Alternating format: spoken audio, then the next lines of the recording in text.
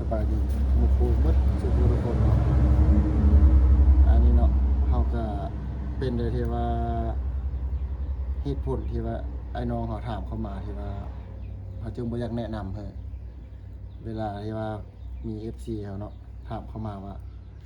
ปืนเฮานี่ซื้ออยู่ไสเนาะเอามาแต่ไสที่ไหนนี่แหละปัญหาที่ว่าเฮาจึงบ่อยากแนะนำเฮาจึงบ่อยากให้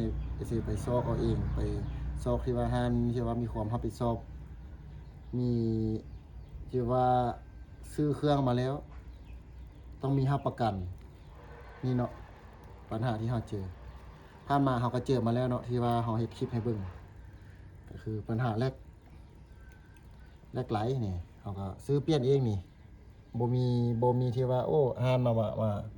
รับประกันให้กับบ่มีนี่แรกไหลนี่สปริงนี่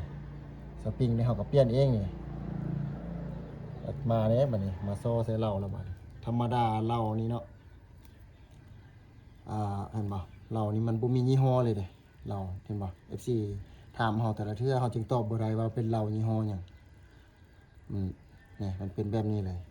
บ่มียี่ห้อเดี๋ยวนี้นี่ปัญหาตามมาก็คือเหล้าลุยเนาะเหล้านี่ลุยนี่เหล้านี่ใช้การบ่ได้ละเพราะว่าเฮาเอาไปลองเพราะว่าอยู่ๆเฮาไปยิงเนาะไปยิงแล้วมันบ่ถึกมันกุ้มมันบ่กุ้มนะมันแบบแตกสายไปบางเทื่อก็เข้า2ลูกที่3ไปแนวลูกที่3ไปแนวบางเทื่อก็ลูกที่4ลูกที่5ก็เข้าแล้วมันแตกกุ้มอยู่ตลอดแล้วอันนี้เนาะบัดนี้ที่ว่าเฮาเฮ็ดให้เบิ่งเด้เฮาสิเช็คให้เบิ่งนี่วิธีเช็คบ่ลุยเพราะว่าเฮามีอันสมเทียบมาแล้วเนาะเฮาเอาตัวเราที่ว่ามันยังดีนะเราที่ว่ามันยังดีเฮามานี่เฮ็ดแล้วเฮ็ดให้เบิ่งแล้วว่ามันเกี่ยวมันดีนะแต่ว่าตัวนี้เกี่ยวบ่ดีเด้อเฮาสิเฮ็ดให้เบิ่งนะเช็คแบบนี้เลยยัดลงไปนี่ง่ายๆหล่มๆไปเลยเอาประสุดสักเอาเด้อเนาะเมื่อกี้มาต่อเมื่อกี้นี่เฮานั่นเฮาสั่นพดนี่อันนี้มันอีกน้อยเดียวก็สุดเห็นบ่เบิ่งนี่เฮาจะเอาเบิ่งโอ้เนาะมันบ่ซูมบ่ได้นี่ตัวนี้แหละที่ว่ามันบ่มันลุยนี่มันข้ามเกี่ยวหั่นบ่มันเป็นแบบนี้แหละไอ้น้องเฮาศึกษานำกันเด้อเบิ่งได้ให้ตอนนี้มันยังดีนี่เกี่ยวมันยังดีนี่เห็นบ่มันเป็นสิละอันนี้มันเกี่ยวมันบ่ดีเห็นบ่ทางฝั่งนี้ที่ว่ามันข้ามเกี่ยวแล้วนี่นะมันลุยแล้วนี่นี่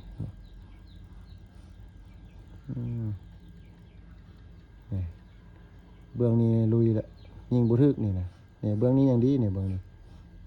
แต่เบื้องนี้ลุยนี่ยิงจังได๋ก็ยิงบ่ถึกยิงรถถ้ามันเป็นแบบนี้แล้วยังถึกนะถือว่าเก่งละ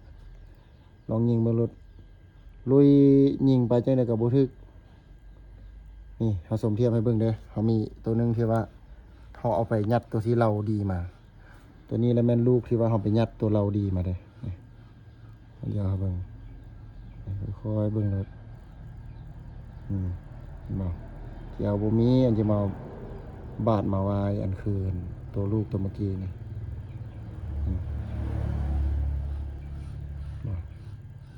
เกี่ยวมันเป็นแบบนี้แหละเกี่ยวดียัดกับฟืดแต่ตัวที่ของเฮานี่มันบ่ฟืดเลยเด้ตัวเราตัวนี้นะเราตัวนี้บ่ฟืดเลยเราตัวนี้นะยัดมันหล่มลวงไปเลยปืนซื้อบ่ได้ฮอดปีเนาะธรรมดาเรามานี่ระดับ3ปีนี่ยังสบาย 2-3 ปีนี่สบายขนาดเราทองนี่บางเรานี่ยังว่าฮอด2 ปีอันนี้ทำบ่ฮอดปีนะนี่เขาก็ฝากเตือนเนาะคันสิซื้อต้องซื้อกับคนที่ว่าเฮาฮู้จักฮู้นั้นได้หั่นอันนี้ก็โอ้อันตรายยุ่งยากแหละนี่ก็จะได้เสียเงินซื้อเหล้าไม้แล้วบัดนี้ จะได้ซื้อเหล้ามาใส่ไม้แล้วนี่ก็หนักอยู่เด้อเหล้านี่ ก็สมควรเอาเบิ่งให้เบิ่งอีกเนาะ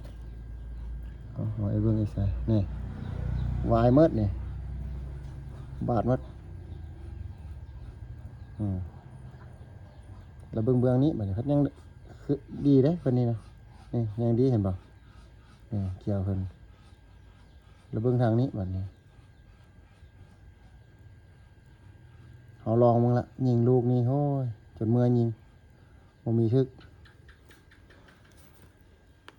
ซอกพอดีหลังสงกรานต์เนาะเฮาว่าสิไปซอกยิงนกก่อนซะนี่ก็เลยว่ามาเบิ่งปืนมาเช็คเบิ่งปืนแล้วว่าโอ้ยิงบ่ถึก เอาไปเอามาก็เป็นน้ำเหล้าช่วงนี้ก็อยู่บ้านได้ลงคลิปเด้อได้รอท่ามันก่อนรอท่าเหล้ามาก่อนรอท่าเหล้ามาให้ประกอบเราใส่ลองยิงมันก่อนถือดีแล้วจึงสิได้ออกไปเนาะเอาเนาะอันนี้เราก็จะฝากเตือนเด้อก็จะได้ตัดจบทำนี่แหละเอาขอขอบใจ